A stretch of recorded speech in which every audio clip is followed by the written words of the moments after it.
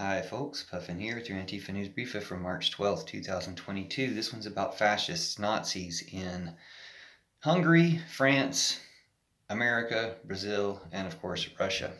And Facebook and other agencies, organizations, corporations assisting these Nazis, including NPR, BBC. So I'll start with Hungary, and it's actually thanks to NPR or the BBC that I was hearing a report on a socialist candidate in Hungary. So I do appreciate that. You do some good things. Viktor Orban is the Nazi Putin puppet in Hungary, and the program was about how the socialist candidate can't campaign correctly, or can't really campaign in Hungary because it's an authoritarian state under Viktor Orban.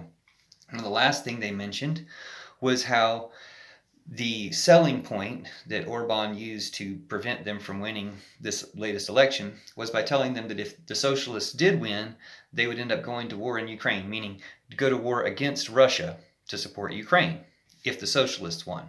So that's how he scared them, by being on Putin's side and saying, hey, we need to let Putin do his thing and stay out of there. And that's how he won the election, by scaring people as a Putin puppet, much in the same way you might remember or notice Trump is still doing, supporting Putin. So Putin has his puppets in various countries around the world. Now, the earlier part of, I didn't hear the entire program, but the earlier part of the program was about how the socialist candidate in Hungary could not get campaign literature out there because Hungary made a law that the post office won't distribute any campaign literature.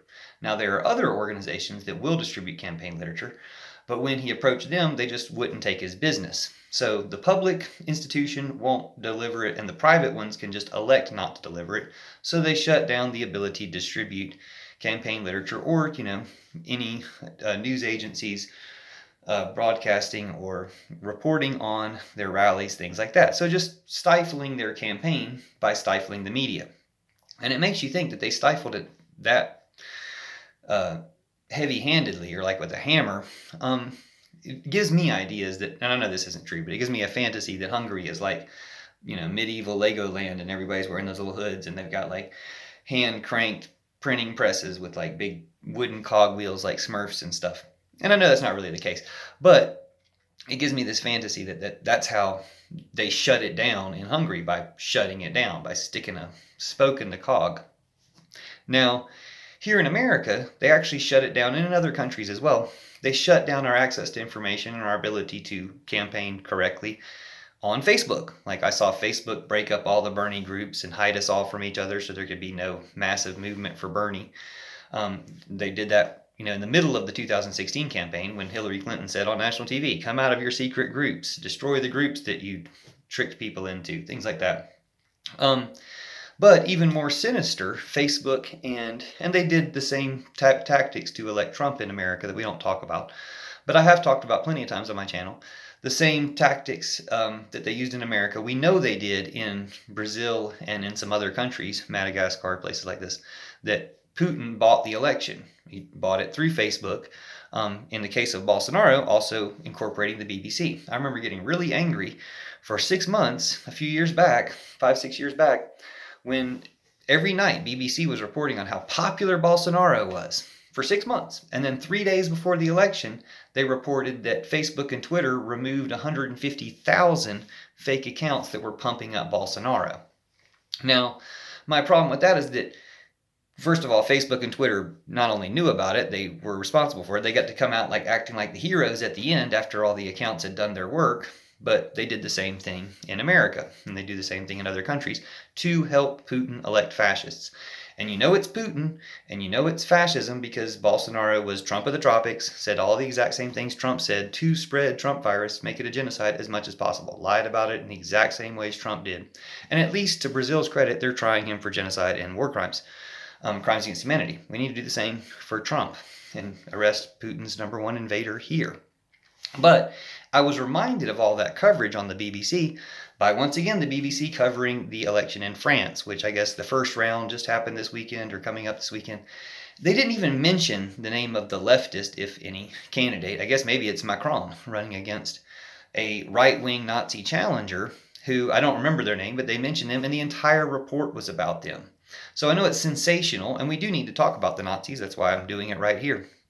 But to give the entire report to them reminded me of the Bolsonaro days when they were talking about how great Bolsonaro or how popular Bolsonaro was, and it turns out most of that popularity was generated by fake social media accounts. So even though we're not turning cogwheels and doing that type of uh, old school printing press kind of stuff, they're able to stop the presses on campaigns in America because they're fascists and it's how they work.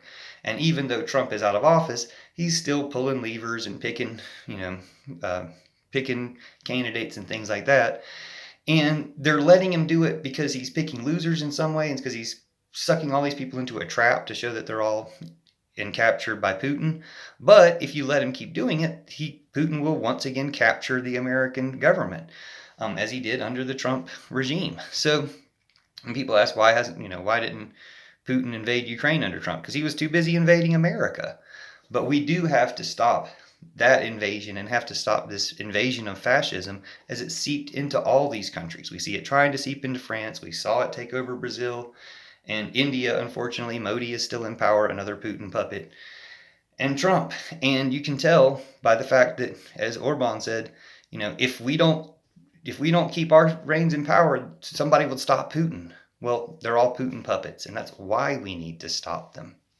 And we need to hold our media accountable to report on both sides. Thanks for telling us about the socialists who had no chance in Hungary, but let's examine why socialists have no chance in America too, even though the majority of the population is for Bernie, and the vast majority of the population would be for Bernie if we could actually hear his message, or other progressives, AOC 2024. Thanks for watching and sharing. Love you forever. See you soon. Let's stop all the Nazis. Everyone.